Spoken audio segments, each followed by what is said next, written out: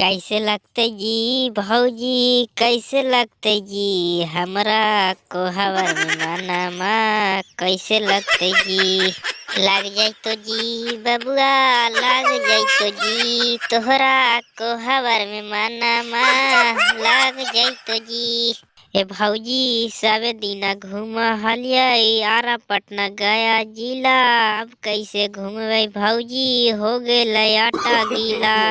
ए देवरू बबुआ, नौकरी वाला छोकरी खोज के तोहके हम शादी कैनी, तिलक में सफारी गाड़ी ले ली, अब दोनों साथे घूमिया आरा पटना गया जिला।